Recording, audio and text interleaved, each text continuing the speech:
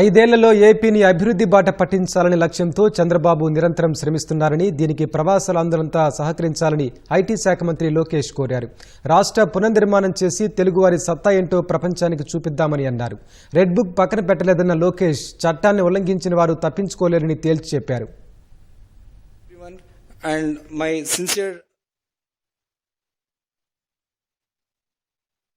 NRIs అంటే non resident Indians అంటారు. నాకు మటుకు మీరు MRIs, most reliable Indians.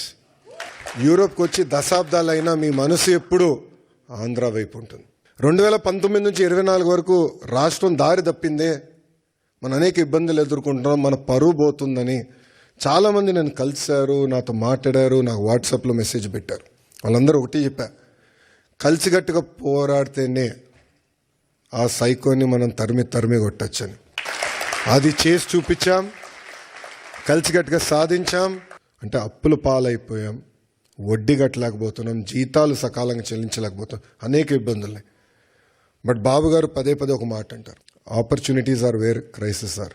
So అందరం మన రాష్ట్రాన్ని పునర్నిర్మాణం చేసుకోవాలి. తిరిగి రండి, పునర్నిర్మాణం చేద్దాం, కలిసికట్టుగా కష్టపడదాం.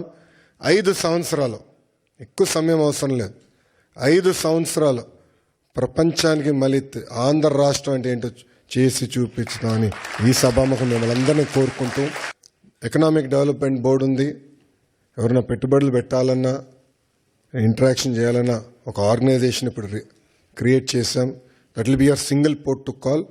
కేవలం అభివృద్ధే కాదు, రాజకీయ పరంగా కూడా మీ ఫీడ్బ్యాక్ మాకు చాలా అవసరం. ఔత్సాహిక వ్యాపార చంద్రబాబు వంటి నాయకుడు ఏపీకి ఉండడం వరమని కేంద్ర మంత్రి రామ్మోహన్ నాయుడు అన్నారు. ఏపీలో కూటమి ప్రభుత్వం అధికారంలోకి రావడానికి ప్రవాసులంతా ఏ విధంగా సహకరించారో స్వర్ణాంధ్ర సాధన కోసం కలిసి రావాలని రామ్మోహన్ నాయుడు కోరారు.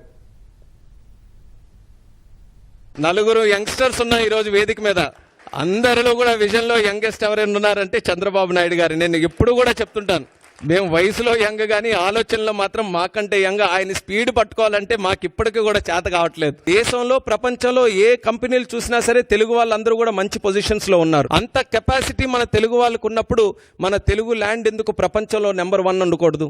అది ఆయన తాలూకు ఆలోచన. మనకేంటంటే 5 సంవత్సరాలు కరెంటు కట్ చేసినట్టుగా అంధకార ప్రదేశ్ అయిపోయింది ఆంధ్రప్రదేశ్ అంతా. మళ్ళీ ఈరోజు 1000 కిలోవాట్లు ఉన్నటువంటి ఒక పవర్ స్టేషన్ ని మళ్ళీ ఈరోజు అందించినట్టుగా చంద్రబాబు నాయుడు గారి తాలూకు పనితీరుతో ముందుకు నడుస్తున్నాం. మీ అందరికీ కూడా ఆహ్వానిస్తున్నాం, మళ్ళీ కనెక్ట్ అవ్వండి.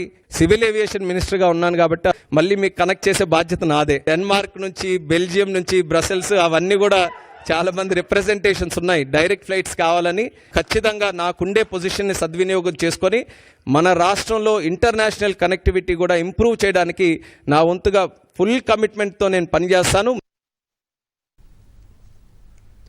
రాజకీయాల్లోకి రాకుంటే చంద్రబాబు ఇండియన్ ఎలాన్ మస్క్ అయ్యేవారని పరిశ్రమల శాఖ మంత్రి టీజీ భరత్ అన్నారు. ఆయనలా నిరంతరం కష్టపడి పనిచేసే నాయకుడిని ఎప్పటి వరకు చూడలేదన్నారు. మందికి డౌట్ ఉంది, నెక్స్ట్ ఇప్పుడు బిజినెస్ పెడితే ఆర్ ఇండస్ట్రీ పెడితే ఫ్యూచర్ ఎట్లా అని. It is in safe hands, no issue.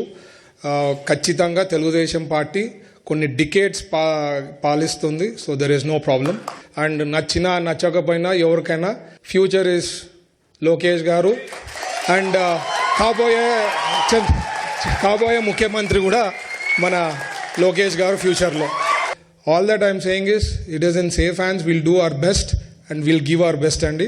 నేను చాట్ జీపీటీలో ఎక్కువ I try to interact. It's AI, మీకు తెలుసు కదా. సో దానికి ఒకసారి నేను క్వశ్చన్ వేశాను చాట్ జీపీటీకి, చంద్రబాబు గారు కానీ పాలిటికల్గా రాకపోయింటే ఏమవుతుండ్రి అని. The answer that it gave me is Elon Musk of India అవుతుండ్రి అంటుండ్రి. And this is a fact, this is there in me.